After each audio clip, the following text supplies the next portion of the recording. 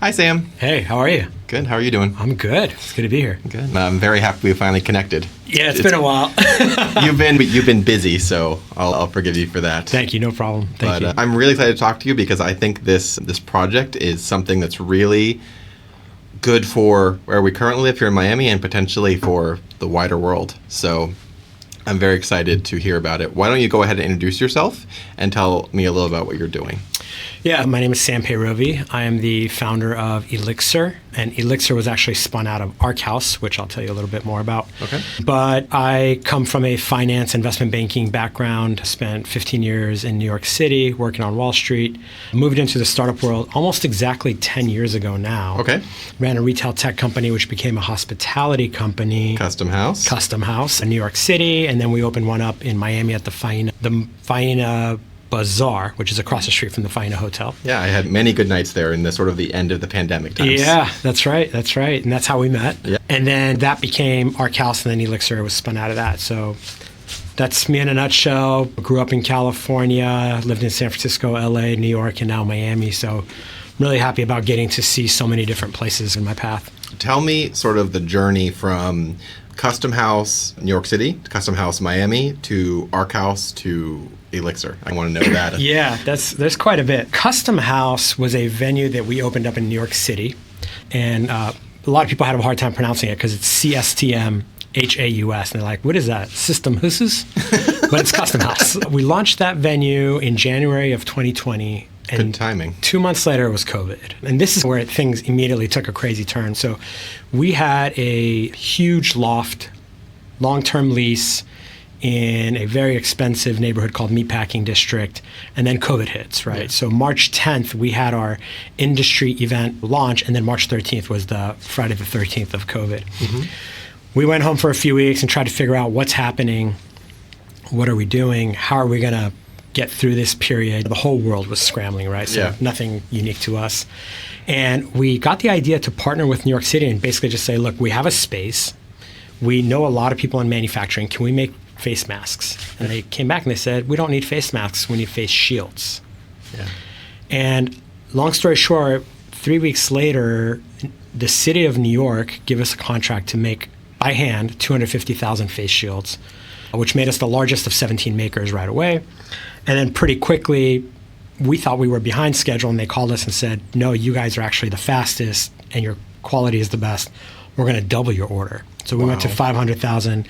Soon after that, they wound down all the other makers and gave us another order for 1.1 million shields. So Custom House, this luxury venue in New York City, ended up becoming the largest manufacturer of face shields in the Northeast U.S., which was crazy. We made 1.7 million shields in 5 months, working double shift 5 months straight. We took 5 days off. Came through that.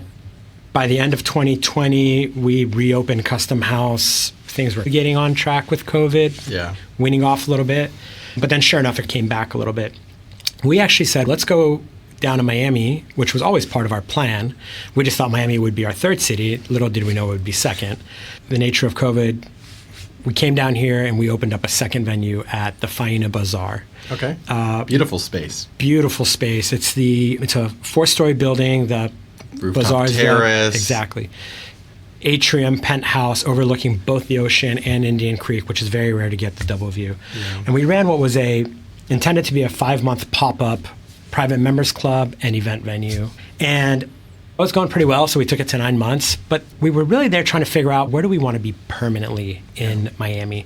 We're out there looking at Wynwood, Brickell, all the other neighborhoods. Where are we going to put our venue, our footprint? And we really couldn't find something that stuck. And I've had because a lot of it's been done before. It's been done before, right? And if you look around the social club space, there's so many now. Membership clubs are everywhere. I find that extremely interesting. As we go more into this digital world, people really want to have that physical space. Absolutely. I know that from running here in the co-working space, but it's like people, as much as we go online and AI, people still want to have that physical connection and physical space. People definitely want that interaction. No matter what you can get from digital, people are going to harp back to, who am I connecting with? What's my community, right? Yeah. We opened up Custom House here. We were looking for a venue. We couldn't find a spot. And I've had a very odd, long love of electric boats. Yeah. I started to see this market kind of kick up around 2003, 2004. Paid attention to it, kept my eye on it, and it never really happened. Yeah. And I turned around to my co-founder, who is now my wife, and so we run all our businesses together, Natalie. And I said, why don't we just put something on a solar electric yacht? And she said, what does that mean? That doesn't even exist. How long ago did electric boats come on the scene? I know they've been working on them for probably 50 years, but like when's the first sort of... The original boats after sailing were electric. Electric boats actually started before internal combustion engine diesel boats really got going. And then, of course, the combustion engine was so much more powerful, and you could just load up fuel. Batteries were weak back then. You just got a little bit of energy, really couldn't do much on them. Yeah. And then combustion engine boats took over for the last, call it 100 plus years. And then in 2003, 2004, there were a few companies. There was a company by the name of Solar Wave, which made these beautiful catamarans that theoretically never needed fuel. You just can cruise on the sun's power. That company is now called Silent Yachts. And that was like my original love in electric boating space. And so I kept an eye on it. I said, hey, Natalie, why don't we look at getting one of these silent yachts, these like crazy 80-foot, 3-level catamarans, and put a club on it. She just looked at me. She said, you are out of your mind. This is a horrible idea.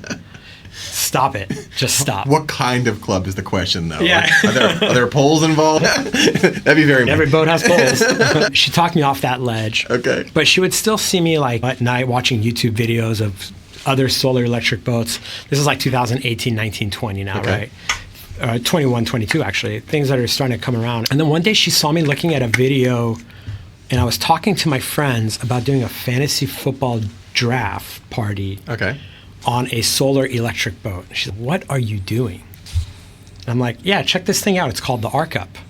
And the Arc Up, for those who are in Miami, is that huge glass houseboat that's docked off of the southern tip of Star Island. Yeah. So we looked to buy that boat, and it turns out it doesn't have commercial capacity. And we went to the manufacturer, and they said, well, build some smaller ones. We're not going to build the big one anymore. We'll build some smaller ones.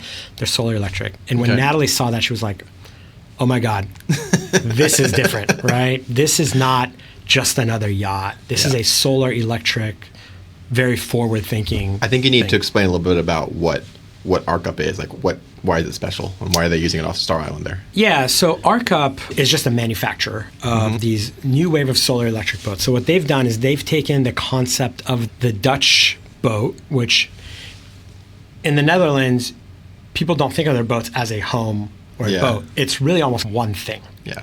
Oh, like the canal boats. It's a canal boat, right? But you take it out and you enjoy it the same way you would any other regular boat. So they've taken these boats and they've added really 3 pieces of amazing technology to them. One is the spuds. So they use these pillars on the 4 corners of the boats that go down and they hit the seabed. They don't insert into the seabed. They just hit it. Okay. And then they lift the boat out of water. So people go, oh, okay, you're damaging the seabed, but it's quite the opposite. An anchor, when a fishing boat, a small 30-foot fishing boat drops an anchor, that boat moves around that anchor and it rakes about 150 square feet of seabed. Got it. An Arc Up with 4 pillars hits about 6 square feet and it doesn't move, it doesn't rake. Okay. And so it's drastically less impact. So first you have this impact, and then the boat is out of water and you don't rock. Solid ground out in the middle of the water when you're anchored, theoretically. Got it. That's one piece of technology. Then they have these decks that fold out, so you can actually walk 360 degrees around the boat, which is very social and very hospitality forward. And then the most important thing is it has a huge solar roof. It's 12 kilowatts. Okay. And then that solar roof, the power we collect from the sun, actually powers everything on board, whether it's the propulsion, and it's an electric engine, not a combustion engine, the lights, the music, everything you can imagine, the cooking, the grills, ovens, all of that, refrigerators. It's all powered by the sun, right? So we are literally the lowest impact boat out on the bay by a mile. I love it. And there's been a lot of, I don't know why, but boat fires and boat explosions recently in Miami, which can happen when you have combustion engines. Yeah. But I think electricity can have its own problems, but it's safer by a mile in general. 100 times. And people think, oh, you're putting electricity on the water. The reality is water never touches those batteries. These are airtight compartments. Yeah. Even if it does, it all has shut-off mechanisms. And then the batteries that you see on an electric boat like this are different than the batteries that are on a Tesla. Yeah. Tesla is a very high-voltage, high-powered battery. These are much lower, and it's a different chemistry. There's almost no chance of a thermal runaway, as you've seen on the crazy YouTube videos. Yeah, exceptionally safe. Yeah. So we ended up putting an order on these, and we've been waiting for about 3 years now for these vessels to arrive, and they're starting to arrive now. And this is now starting to form this social club out on the water on 4 vessels that align next to each other and create a footprint. Okay. And that's ArcHouse. So that's how Consortium, the retail tech company, became Custom House New York, Custom House Miami, and ArcHouse. Okay, so we've got those steps. And then how did we get from there to Elixir? Yeah, when you really think about what ArcHouse is, it is a logistical beast, right? It's Because you can't walk there. you can't walk there. We're not building any technology. Can't drive there. We're buying vessels from a manufacturer, and we're running this. How do you get people out there? How do you get food on board and get trash off? Because we don't have huge holding spaces. And so the logistics around this became very intense, and we knew. What we looked at was, look, you can buy traditional fuel-based boats and run them. Yeah. And what's going to happen is you're going to have a huge fuel cost. You're going to have a huge maintenance cost. Every time you have to service those outboards, you have to actually take that boat out of service for that day. Then what do you do, right? Yeah. It's problematic. And so I was like, okay, listen, we're already buying these electric boats. Let's go see if there's some other electric boats that can be our transportation. Because what people don't know is a fuel-based outboard engine, you have to service it every 100 hours. It's wildly inefficient. It's wildly inefficient. For us, 100 hours of running a boat is 2 weeks, right? We can't afford to service these every 2 weeks. Most people do that 100-hour service every 6-9 months, right? But in our case, it would be 2 weeks. But an electric motor can run 100,000 hours with 0 service. There's just one liquid that goes through it called glycol. You just have to make sure it's not leaking. And that's it. You don't even have to replace it. Is that the coolant? It's a coolant liquid, yeah. Okay. And if you have that, electric motors will run forever. There are some electric motors you can get 500,000 to 1 million hours, which is like 30, 40 years of use without checking it once. On the other hand, your batteries need to be replaced every 5 to 10 years. Yeah. But now those can be recycled very well. Yeah. So we started to look at what boat makers out there in the world are building these boats. And the very first challenge that we came up against is, of the 18 boat builders at the time who are building electric boats, only 3 of them are building a boat that can be commercially used, meaning commercial transport. It's suitable for that. Those 3 happen to all be in Europe. And you're running into the Jones Act now. And now we talked about the Jones Act. Exactly. Yeah. And so what the Jones Act basically says that if you're running a commercial operation in the United States, transporting passengers, you cannot buy that boat in Europe and bring it here. Yep. And run a commercial operation. There's a waiver process, which you can do on 1 or 2 boats, but you can't build a large-scale business. So the only commercial boat builders, electric boat builders, were in Europe, and I spent a lot of time talking to them, hey, will you guys build these boats in the US? We will be a customer, we'll buy them, so that we can build this sustainable, zero-emission transportation for ArcHouse. Yeah. And none of them were ready to move forward. So we started looking at, okay, can we get any of the US guys to build commercial? Nobody was doing that. And we said, okay, what does it take to really build an electric boat? You get a designer, you get an engineer, you get a shipyard, right? You run that process, you have a project manager if you don't want to do it in-house. And we started to look at, can we do this? And we realized, well, it's really not that hard if you're doing this all third-party designers and engineers and shipyards. I don't want to build a shipyard myself. As we moved forward on that, we got the ball rolling, and then as I was digging into, okay, we're going to go design and build our own electric boats, I saw that in California, a law had been passed which mandates that all commercial harbor traffic, any run for less than 3 miles, has to be zero emission, right? Now, Europe has this same mandate. Yeah. The European Union put it in. The European Union phases it in around 2029. Okay. California's mandate was January of 2025. Oh. Which is now. Yeah, We're in January of 2025, Yeah. right? But so that was a year ago when I saw that. And my light bulb went off that, oh God, we're building these electric boats as transportation for our cows. But California and the entire rest of the country's infrastructure is going to change in the next 10 years. Yeah. And we have a head start. We're designing the boat that can do it. And so we said, okay, maybe this shouldn't just be for our cows. Maybe we should spin this out and spin it up and build an electric boat and a transportation system that can serve other markets, Miami, South Florida, New York, DC, Michigan, California, Washington, and everywhere else. Yeah. And that has iterated as well from there, but that's how it started. I love it. It's really fascinating because we're going back to, not to basics here, but, a little bit back to the future, or back to the past. Yeah. Because, back in the day, the only way to get to Miami Beach was the boats. Yep. Back when it was the early 1900s, you had to take a boat. And going even further back, the only way to get to Miami back in the day was a steamship. That was the only way you could get here until Henry Flagler brought his railroad and so on and so forth. And then originally, Miami Beach had a ferry, went back and forth in the early 1900s before they built the Causeways.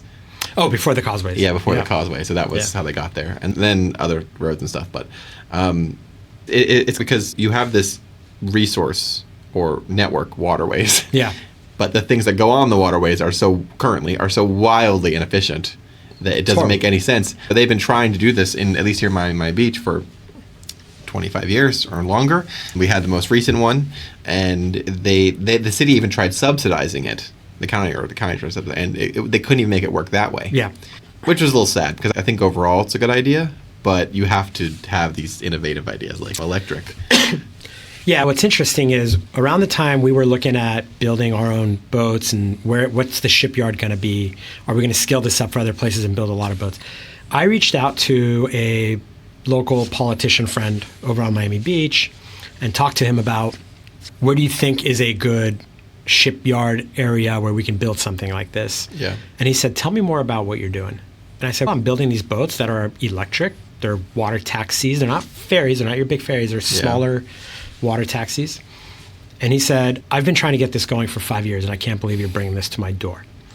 And so we started talking about it, and he told me that what Miami-Dade County has been trying to do for many years was bring the Metro Mover across the Causeway to Miami Beach. That was a multi-billion-dollar effort that was scrapped. And then there was nothing. Brought back. And then eventually they just said, no more. And that's when they tried to do the water ferry across the water. And that didn't go well because you're running a service that only needs to take 10, 15 people at a time. But this was a 200-person boat. And it doesn't work. Your fuel cost, when you run a boat that big for 6 people, 98% of what you are pushing across the water is metal. It's not humans. And that's the inefficiency. Does it get like 1 to 2 miles per gallon or something like that? Oh, no, way less. Really? Way less. Your average, an efficient boat, and this is, again, the problem with fuel boats. Yeah. A very efficient boat like that, I have 2 Axopar 37s right now. Those are probably the most efficient boat you can run as a water taxi. Okay. We get about 1.5 miles per gallon. Okay. Now we can take 6 people. Okay. Yeah. So if you say, okay, 6 people at least averages out to 9, 10 miles a gallon on a per person basis. A ferry of that size is getting a 1/4 mile a gallon, maybe a 1/2 mile a gallon. Okay. And not only is one part of the equation that you're burning so much fuel, the second part of the equation is that fuel costs about 50% more on the water rather than at a gas station. So instead of paying $3 or $4 a gallon on the water, you're paying $6. And the combination of that and the inefficiency just makes fuel boats inoperable for water taxi services. What people don't know is most water taxi and water ferry systems are subsidized by the government, right? Miami Beach was. Question. Yeah. Why, particularly here in Miami Beach, why has it been such a struggle to get this off the ground? I was in Fort Lauderdale a couple months ago, and I was on a yacht cruise, some sort of sunset yacht cruise, and there were water ferries everywhere. There's a company there that does it. The yellow boats. Fort Lauderdale Water Taxi. Yeah. And it seems like it at least is successful. It's been going for, 20 years there or something like that. Why is it so much more difficult to do it here? When we have more water than they do because they only have the river. We have Biscayne Bay that goes. You got the river, you got islands, you got a lot more things here. Yeah. And it should be a bigger thing here. Yeah. And there's one primary reason. Okay. It's bureaucracy. Really? So I have been working with and I'm not laying blame on any of these entities, but I'll tell you how this has worked. City of Miami Beach, Miami-Dade County, I'm on the Transportation Planning Organization's water taxi study. Okay. There are a variety of marinas, docks, parks, piers, buildings that all have a waterfront dock, right? And the water taxi system we're building, and I'll tell you more about it, isn't a ferry that just goes back and forth between point A and point B. Yeah. The idea is you can pick up anybody at any point and drop them off at any point where you have a marina, dock, or pier. Yeah. So somebody can go from their private home to a waterfront park that happens to be next to a restaurant they want to go to, et cetera. Okay. All of these marinas and docks are owned by different organizations. You have private marinas, which you engage with privately, and then you pay them so you can come in. Yeah. You have marinas owned by City of Miami Beach, City of Miami-Dade County. You have waterfront hotels, restaurants, and then there's another layer on top of all this, which tells all of these organizations who already have their own rules, you are or are not allowed to run a water taxi here. Durham. And so Durham has gone out and said, these are the places we believe a water taxi should exist, right? And unfortunately, that number of sites does not really allow you to build a system. It's a handful of sites, and honestly, they are locations that most people are probably not going to go from. And to jump back, that's the reason that this previous thing didn't work, because it went from like the most ridiculous random spots. Like that, you have to remember that Miami has, particularly, and Miami Beach has points of interest. Everyone goes from this point of interest to this point of interest. That's just facts. Or they commute from here to here. And those areas tend to be like South Beach and Brickell and whatever, the Museum Park and like those, Edgewater, those sort of areas. And this past water taxi went from the Hyatt on the river to, I think, Miami Beach Marina, if I'm not mistaken. At first it was running from the Hyatt to Miami Beach Marina, and then when they partnered with City of Miami Beach, they were running from the Venetian Sunset Harbor on the Miami Beach side over to the Venetian Marina on the Edgewater side. And that, to me, that just doesn't work, because that's not a, I won't say migratory pattern, but that's just, there's like a pattern there that you have to watch, and that's not it. Well, there also happens to be the Venetian Causeway, which runs that same route. Yeah. And yeah, there's traffic on it sometimes, but sometimes you just breeze right across, right? Yeah. And so why would somebody say, I'm going to walk or drive to the marina to then go across and then get to my final destination, right? Yeah. Honestly, an Uber is faster. Exactly. So, and sometimes pretty cheap. Yeah. And so that was not a great route. Yes. That they I think that problem was route. And there's other problems, but the biggest problem there was route. I never used it, and I love water things. Yeah. I love boats, but I could never figure out a way that would make sense for me. The other problem they had, it didn't run 4 of the first 6 weeks it was running. That vessel unfortunately broke down quite a bit because it was such an old diesel vessel, and it was just out of service. And then the subsidy that the city was paying was so high because so few people were riding it, and that became the problem ultimately. Let's talk about what Elixir is bringing and like what you're what we're doing to the future. Yeah, you and I have been talking about this for a while, and what Elixir is building has changed a little bit since where we were a year ago, and we were just trying to design and build electric boats for ArcHouse. Okay. This was spun out of ArcHouse. ArcHouse, we believe, is very forward-thinking, looking to bring a lot of green and blue tech to what most people think is a hospitality business, right? But it's almost a zero footprint hospitality business, which is almost impossible out in the middle of the water. Yeah. But building zero emission transportation is now an outgrowth of that, and we're super excited and proud of that. But a year ago, we were talking about building electric boats, and then we said, we don't want to be the builder, we want to be the operator and build a system nationwide. And then about 3 months ago, we said, building a system nationwide is great, but we don't just want to be the operator. We want to empower this to go much further. So what Elixir is now is effectively a platform of operators. Okay. And these operators are either operators that exist, like the Fort Lauderdale water taxi, which is not in our fold. We're talking to them a little bit. Or in a market that doesn't have an operator, we go in and we say, hey, who wants to build a water taxi system here? And we help them do it soup to nuts, right? Okay. We're more tech now than we are boats. We build an Elixir app, which is just like the Uber app. You're trying to get across water. Okay. You pull it out, you book it, and whether you're in San Francisco or New York or Miami, it doesn't matter. It's the same app. But then we have operators in every city, and the traffic that we drive goes down to them. And so our Miami operator, in Miami, we'll be the operator to start, and in other markets, we'll hire operators. And so we'll feed the traffic down them so that across the country, we can build this network up. Do they have to use the boats? Well, you have to have some kind of a boat. Yeah. But the important part is you don't have to use our boat that we're designing. Okay. And in fact, the boat that we're designing is just one of many electric boats in what we believe will be a network fleet. There are other companies building amazing electric boats, Navier out of the Bay Area, Artemis out of the UK, Regent out of Rhode Island.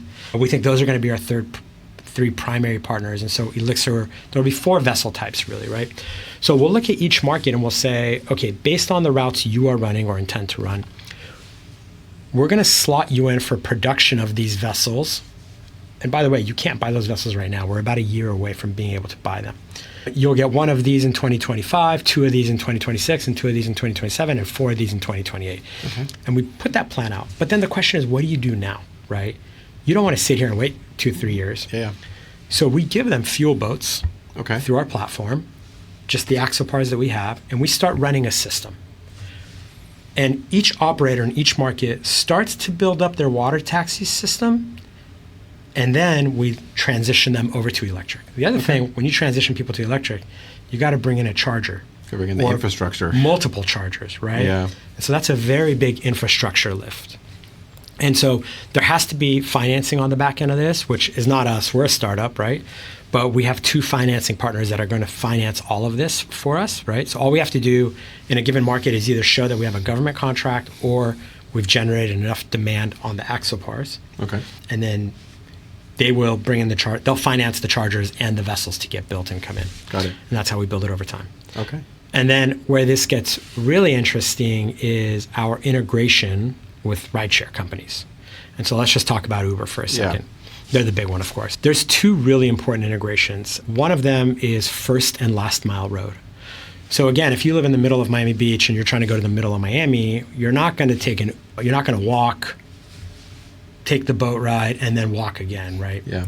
So we would be limited to just those nodes right around these waterfront points. But by integrating first and last mile in partnership with Uber, you can actually book your entire trip in one ride. Nice. And it'll say, I need a ride on this side, I don't need a ride on that side, pick you up, drop you off, water taxi across, and then if you are close enough to where you're going, that's great. The second piece of that, where this will go right after we integrate that, is you'll eventually be able to book this ride, not just in the Elixir app, but in the Uber app. Okay. And when you can do that, for us as the middleware between Uber and the operators, we won't have any demand problems, right? Because anybody who's trying to get across the bay from South Beach to Brickell, you're going to have 2 options or multiple options. You can take an Uber, or you can take an Uber and a water taxi and maybe an Uber on the other end. In one shot, one booking. I like that because a lot of times the problem is the causeways. Like, the causeways. It's like they're physically limited to how many things they can get through in a day, and we see it every year with Art Basel and the boat show and whatever. It collapses the whole system, and it's very interesting because it's such a degradation of quality of life for people who live here and people who are visiting, because Miami Beach and Miami are only 4 miles apart, but if the boat show or Art Basel is going on, you aren't going to leave the beach or Miami to go somewhere else because you can't, or you're going to pay $40 to sit in traffic for 2 hours on going 4 miles. That's why I drive electric scooter, and I cross Venetian every day. But I get it, and I have friends who don't do scooters or bikes or whatever, and they're stuck. They're stuck where they live for the duration of that event or that traffic event. Yeah. If people could book your thing to cross the causeway, more or less, or get close to their destination, to Brickell or whatever. Or even up and down. Yeah, that to me would be the game changer. If I could, for a reasonable price, pay to go Coconut Grove or Brickell or whatever, and then have access to the Metro movers there and the Metro Rail is there. So connecting it to those nodes, I think, is what's really important. Yeah. So you tapped into something that's really important. When you just think about Miami has about 12 big conferences per year. And I'm talking about Art Basel, Ultra, et cetera, Sobe Food and Wine Festival, et cetera. Each one of those is about 4 or 5 days. Yeah. And when that happens, getting across the bay is everything. Completely crushed, right? It's almost impossible. And when you think about that, 4 or 5 days, once a month, 12 of these events a year, is 1/6 of all the entire time you cannot get across in under an hour. Correct. In what would otherwise take 5 minutes, it takes an hour. So the entire thesis behind Elixir is that waterfront cities are growing and growing very rapidly, and you cannot build enough bridges, causeways, and tunnels to allow for that. No city can do it. Yeah. Look at New York City. How many new ways to get across the waterways have they built in the last 40 years? Zero. Think about the growth New York City has had in 40 years. Yeah. And that's the problem. So the only solution here to fix this is waterborne transportation. Yeah. EV tolls will come eventually. It's not nearly as close as people think, but they're going to be expensive, and there's going to be some safety issues, but they'll work that out. Yeah. But waterborne transportation is the only way to get people across efficiently and lean off of the road system. But the problem there is fuel vessels are very inefficient. Fuel is very expensive. And in a very positive way, the world and the general public is moving away from systems that are antiquated and don't work. Mm-hmm. And a diesel combustion engine spewing smoke in the middle of Miami or New York City is not what people want. Nobody wants that fuel-based massive transportation system running on Biscayne Bay anyways, right? And that's why electric comes in. I think it's important also to note we have some unique challenges here in South Florida that don't happen anywhere else. We have Biscayne Bay, which is extremely shallow. Extremely shallow. It's like a depth of 10 feet on average. I think it's less. I think it's like closer to 7 or 8. Yeah. A lot of Biscayne Bay is 3-4 feet, 5 feet. Which you could walk. You could walk in it. Yeah, you can walk. So that's interesting because you have places like San Francisco that have San Francisco Bay and Hudson and all that in New York City, but like they're super deep. So you can build those giant New York ferries. Yeah. You can't do that here. They would they would be stuck on every sandbar. So it's important that you build these sort of small or medium-sized boats that can work at that. And then we also have Durham and all of these environmental things. We have seagrass and things that are just very sensitive. Biscayne is it's a very unique place. It's a very sensitive thing the whole way up from even from Palm Beach down to Key West. It's a very unique ecosystem for water. One thing that you brought up, seagrass, and then there's also manatees, right? Very loved, very well protected, could be even more protected. But when you look at the world of electric boats, the biggest innovation that has happened in boating in general, in the last 100+ years of boating, is the creation of the hydrofoil. Yeah. Right? So the hydrofoil is basically a wing that's underwater, and what it does is it lifts the boat out of water. Mm-hmm. Okay. Unfortunately, that wing that's underwater is a 30-mile-an-hour knife. Yeah. Okay. And so while hydrofoils will work great in markets like San Francisco and New York City, they are not going to work well here in Miami, right? Because you have shallow water, you have a lot of debris in the water, it's going to hit the foil, breaks off, and your vessel's out of service for 3 days. God forbid you hit a manatee or any other kind of fish or a baby shark. And all of these new electric boats, they're almost all hydrofoil based, which is why we looked at Elixir and we said, we're going to go the other way with it. Right. So in boating, you can either go hydrofoiling and very fast. Your energy consumption drops when you're on a hydrofoil, or you can go very slow. There's no middle ground. The middle ground is the most inefficient in terms of speed. Is the most inefficient.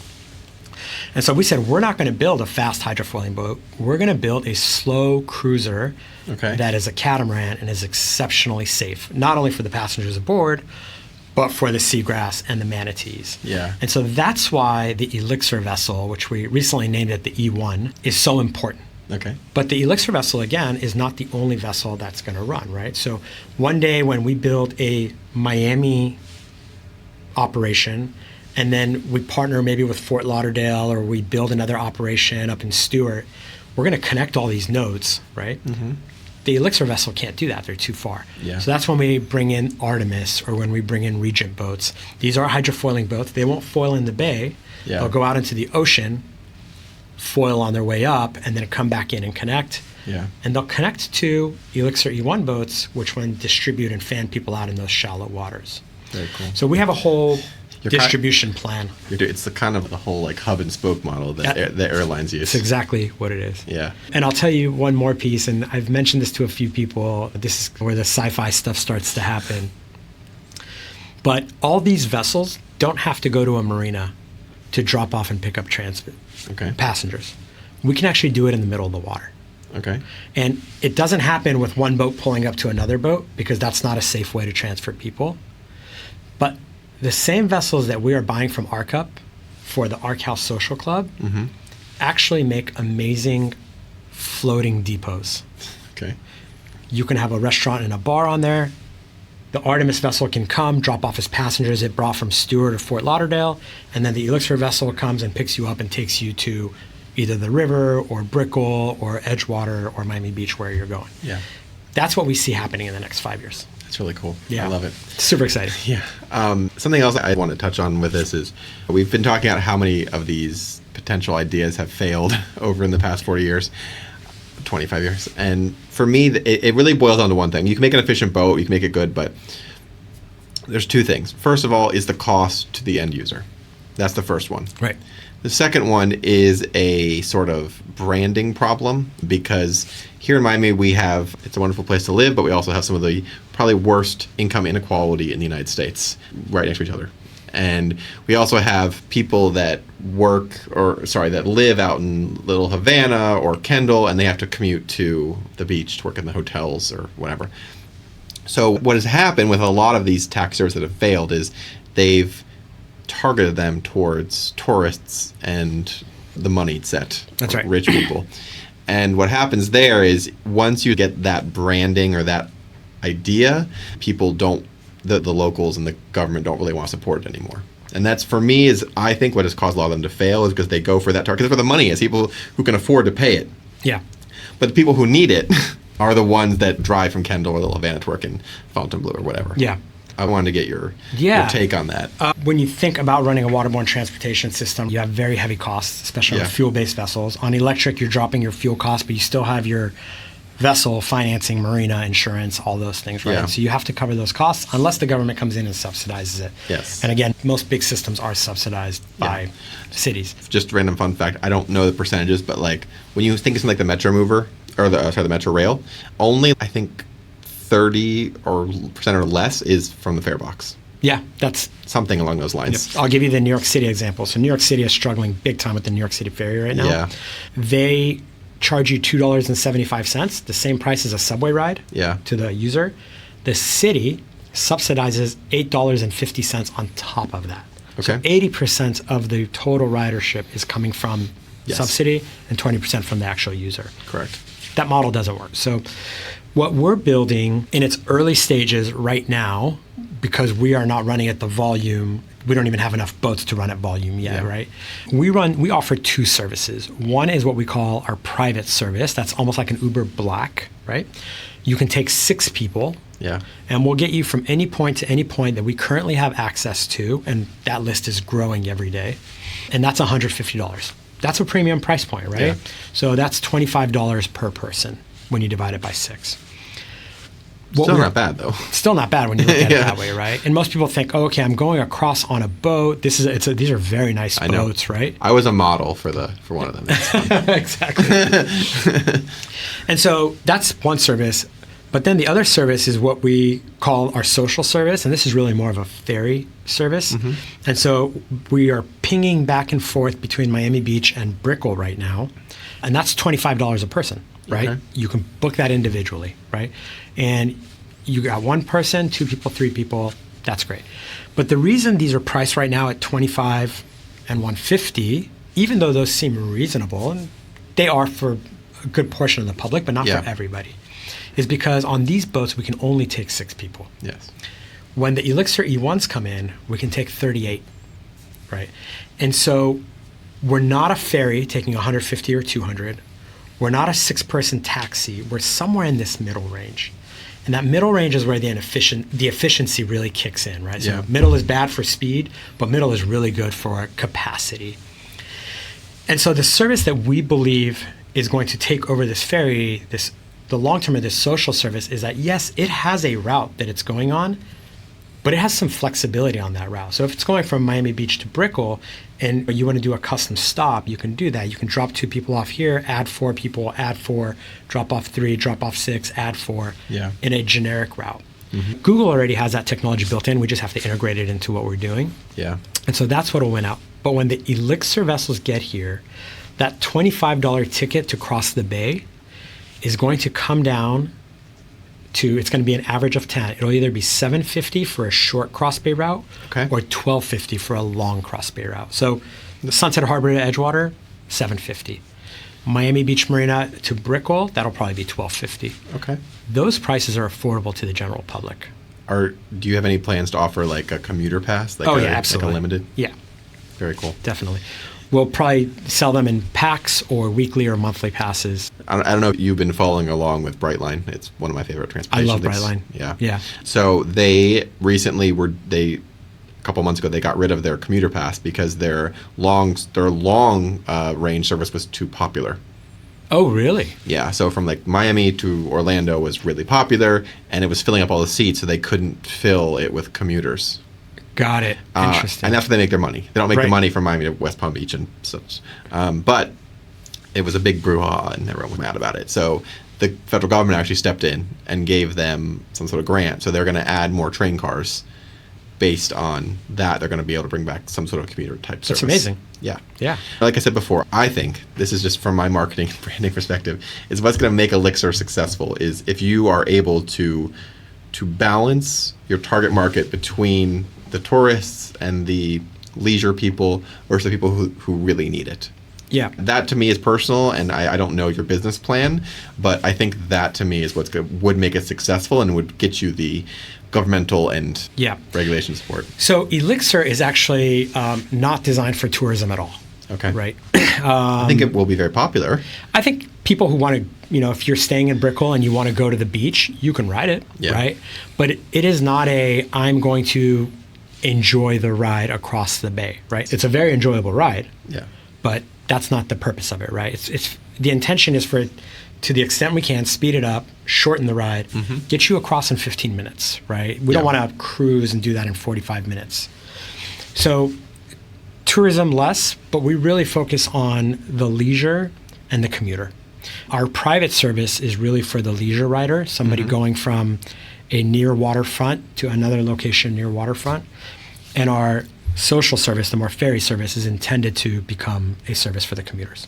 I think you'll end up with large employers wanting to partner with you for that. That's what I think. Yeah, we're seeing that already in San Francisco. So we have some conversations going where there are clusters of companies that are together who are looking for how to get their passengers across from Alameda to South San Francisco. Yeah. On a bad traffic day, that's a 2.5 hour each way. I know. I used to commute, this is a different lifetime ago, I used to commute from Redwood City to San Ramon. Oh, you know it. And I had to take Caltrain to San Francisco from Redwood City. Yeah. And then I would take a private bus from San Francisco to the Valley, to San Ramon. It was like a 2 to 3 hour commute. I spent 6 hours of my day commuting in both directions. Yeah, we think traffic's bad here in Miami. San Francisco and LA, another story. I always laugh when people tell me that Miami's traffic is bad. It is bad, but we have bad traffic from 5 to 8, 5 to 7. Yeah. Basically. Unless there's Art Basel or Ultra. Exactly.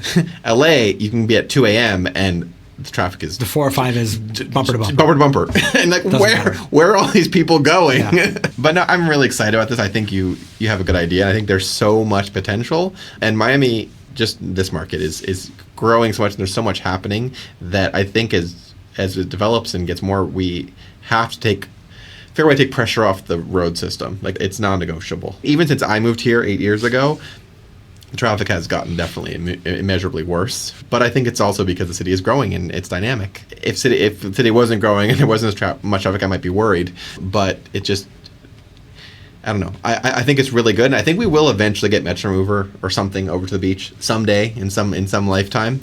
But I think this is a really good, I don't want to call it a stopgap, but like it's a really good sort of step. Yeah, the ultimate goal is to build a long-term system that works and alleviates traffic, right? Yeah. I look at this, besides what we're doing internally to build this out, and I believe we have the right team and the right plan to build it out, and we're already on track to do that. We really need two things to happen in Miami. Yeah. I've been working for 7-8 months now to get access to a variety of municipally owned county marinas, whether it's city or county. And it's been very hard and slow. And I'm not trying to throw anyone under the bus, but the reality is if these cities have an interest in building systems that help them, and we're coming in and saying, we're not asking you for a subsidy, we just need access to the marina. If it takes me 8 months to get access to that marina, that's problem number one. Yeah. The second problem is that there are organizations in Miami-Dade County that do not want to see anything on the water.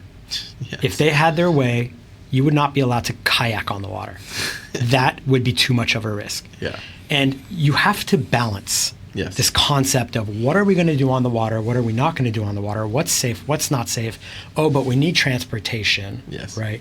And there's an idea of no, absolutely nothing. And if that's the way it is, then that's going to be the way it is for Miami-Dade County, right? But so there has to be a little bit of flexibility to say, we see how this new method works. We see how it could improve things here. And it's not at the detriment of the seagrass and the manatees. Yeah. And we should be all for it rather than against it. We haven't seen that yet. And I'm pushing a lot of buttons to get people to turn that tide. Have you tried, I mean, I'm sure you have, but have you tried talking to developers who either have waterfront properties or that are building them? Absolutely. Okay. And that same environmental organization is blocking all of that, right? So they're saying, you're a developer, you can build a marina, that's great. You can put 3 residence boats there, but you can't have any water taxi come and run here. So they've basically said there's only a handful of places where you can run a water taxi, which really means a water ferry, because now you can only run a scheduled route, right? And all of these waterfront residential buildings, almost none of them are allowed to run a water taxi. So that's a big challenge, right? So that then just leaves the big private marinas and the municipal-owned parks, docks, et cetera. Okay. I think we'll get there. I think one thing I've learned about living in Miami for 8 years is that things have to get really bad here as far as whatever the issue is before people start taking notice. And I think we're getting to that point with traffic, because even with the events now, the art balls and all that, they're getting bigger. And you can't have a city that just collapses for a week every time it comes up. Yeah, it's impossible. You can't. Like, this art Basel, I only did things that I could go to on my scooter or walk to. That's it. That's all I did. And talk about the limitation. Like, I didn't even go to Wynwood because I'm not going to leave my scooter out on the... Imagine having to go to the hospital. What are you going to do? You either have to go to a different place or you just don't go. Yeah. Yeah. So I want to finish this up by asking you a question is, if you had a couple asks, both from the general public and from people, the powers that be, what do you need in order to make Elixir successful?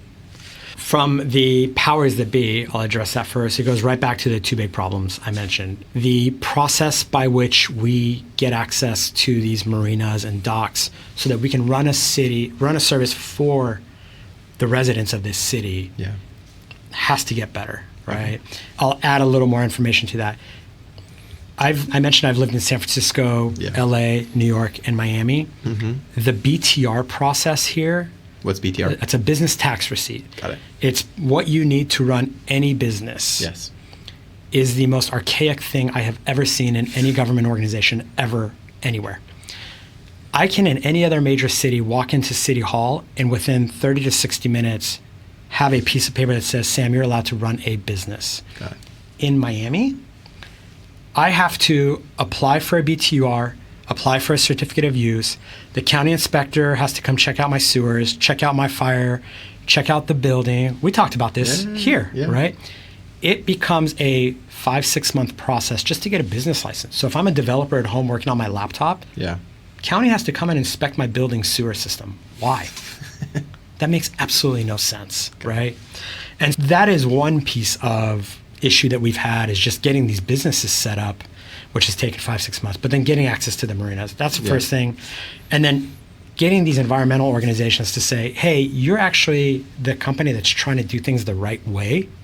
Go, run fast. Let us help you.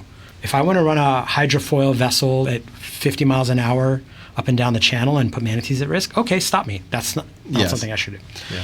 That's really what we need from our municipal partners. But there are a lot of municipal partners who are very much helping. The City of Miami Beach commissioners have been very helpful. The City of Miami Dream Department of Real Estate Asset Management has been very helpful. Miami-Dade County TPO really working to build something. And I'm very appreciative of their support. But we got to get access to the marinas, and it's got to be faster. Yeah. From a general public, what we really need to do is just get more awareness, Okay. right? That's partially a marketing function. We're starting here. We're starting right here. But one of the ways we're going to get the word out is to talk to a lot of residents in buildings that are near waterfronts, right? Yeah. We'll eventually have our first and last mile, so it's applicable for everybody, but that's not yet. But we need to talk to every building around Miami Beach Marina, every building around Maurice Gibb Park, every building around Venetian Marina. They don't have a marina, so not that one. Every building up and down the river, Yeah. Brick Oil downtown. And there's some really cool ways to do that. And we're looking at that. We're thinking about doing ambassadors in each building. We're thinking about having an ambassador of ambassadors. And there's a lot of things we're looking at. But so right now we're partnering with all the restaurants that have a dock that we are allowed to run from. And we're running from point to point. So our pilot is live right now. We run on weekends. Yeah. And then we'll eventually expand to the weekdays. But getting the word out to the general public, especially these large residential buildings, all the homes on the islands, everybody who has their own dock, that's pretty critical. Okay, cool. I think another suggestion from being here is there are a lot of projects coming up, like they're going to totally redo Watson Island in the next 10 to 15 years, which I think is amazing. It's one of the best things that could ever happen. So things like that, I think, would be, this is just blue sky up the wazoo, but having an Elixir sort of hub there would be just amazing. Yep. So I'm sure you thought of all this, but that would be the first thing. The other great partner we have that's really trying to build out with us is North Bay Village. Okay, yeah, because not Sunset. What's there? WSVN guys. The CSVN guys. The TV station. Yeah. Yeah, WSVN. Is it WSVN? Yeah. Okay.